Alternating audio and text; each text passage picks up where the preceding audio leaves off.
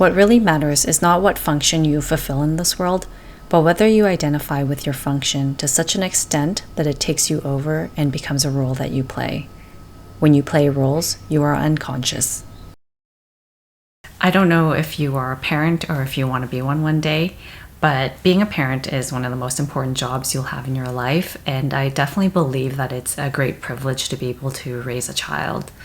And I think when it comes to the ego and parenting, it's really good to reflect on this question of, is it a function for me to fulfill as a parent, or has it become another role for my ego to identify with?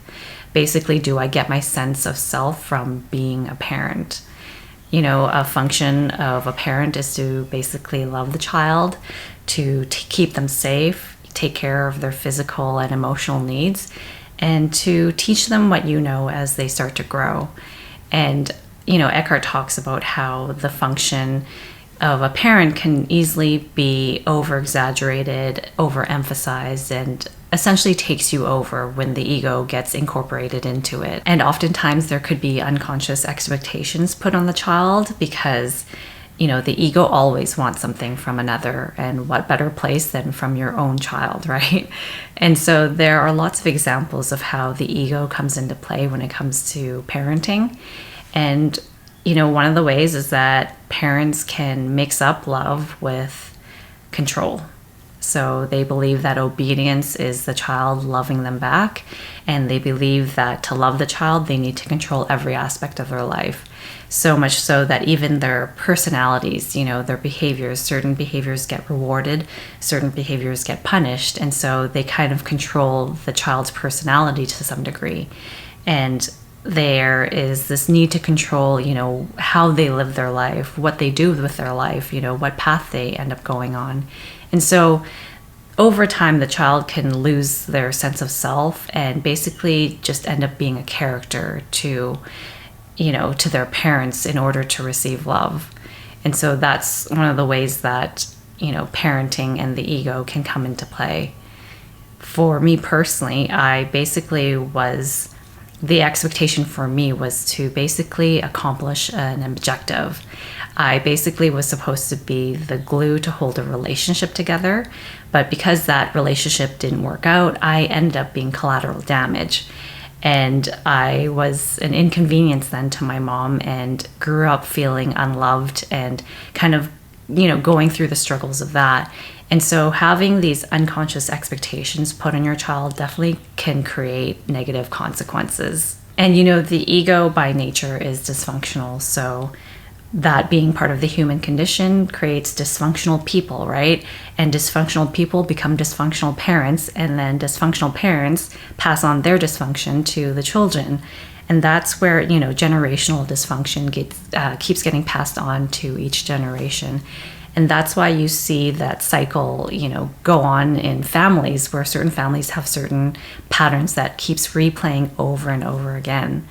And that's why it's really important to, you know, become aware of our own ego, do our own healing, and to disidentify with the ego so that we don't just pass on all this and like all this dysfunction and keep the cycle going. It's really important to become aware and to do our best to break that cycle within our families. Another example of how the ego interferes with parenting is by loving the child too much. So on one hand, of course, there are no limits to how much you can unconditionally love your child. But on the other hand of the ego, in the context of the ego, you can love your child too much. And this can create like a feeling of specialness above everyone else, and can spoil the child and can overprotect them. Basically, they lack an understanding of consequences, you know, when they are loved too much.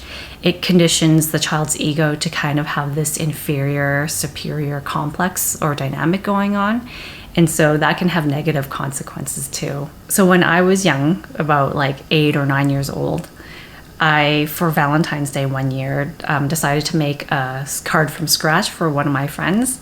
And I decided to do one of those not jokes. So it was the 90s. I think the not jokes kind of came from that movie Wayne's World. I didn't really fully understand the concept of that, other than I thought that saying not at the end would be funny. And so I made a card from scratch saying like, would you be my Valentine? And in the middle I put not. And I was so proud of my penmanship, and I really thought that my friend would think that it would be funny. I thought, for whatever reason, I thought because he was a boy that he would find it even more funny, because, you know, I thought that was kind of like a way to joke with the boys. I was like just so excited to give it to him. But then the next day, his mom called me and she was upset about the Valentine's Day card. She basically told me how that wasn't a nice card and that it was very mean. And I was so like shocked because I didn't know that it was mean. And I was like, I didn't know I had made such a big mistake. And I felt so guilty. All I could squeal back to her was, it was only a joke. And then she was like, well, it's not funny. And I remember being so scared after, being so horrified that I had made such a mistake, that I was like, I'm never making a joke again.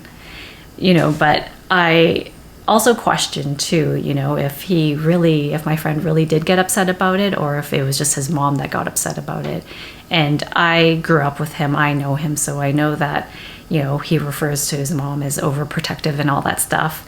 And you know, looking back at that situation, I kind of feel like, you know, this was a perfect opportunity to kind of teach him about self-expression and resiliency, right? Because he didn't say anything to me. It was just his mom getting upset with me.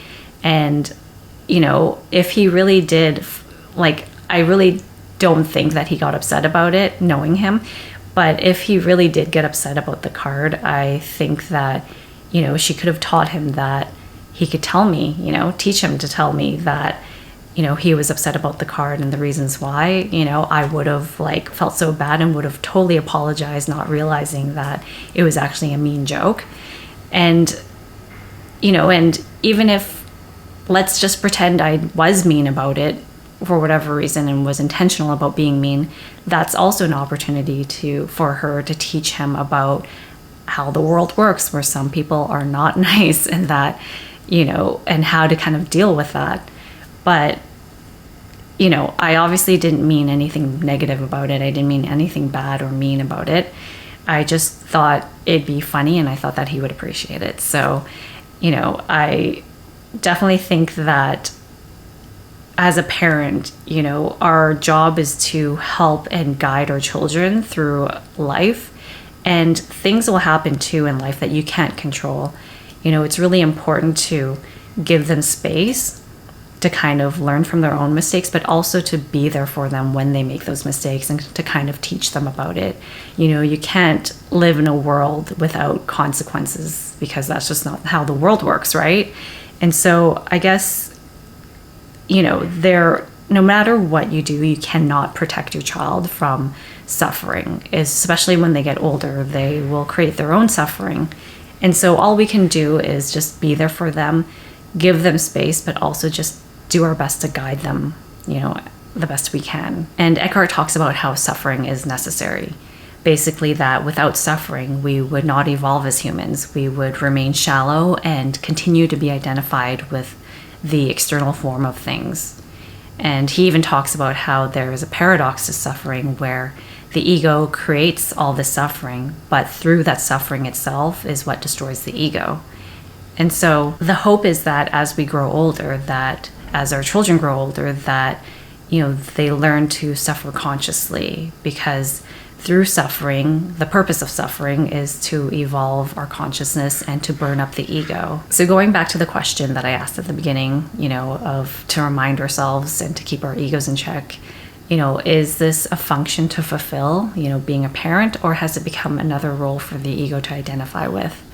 I really do believe that by working on our egos and disidentifying with it, and to become more aware, will do wonders with how you parent your child. You know, it's always such great benefit that of when you do your own work and do your own healing, that you can become a much more conscious parent, and to help your child be more conscious as they grow older as well. So I guess that's it for today. So thanks so much for watching, and I will see you next time.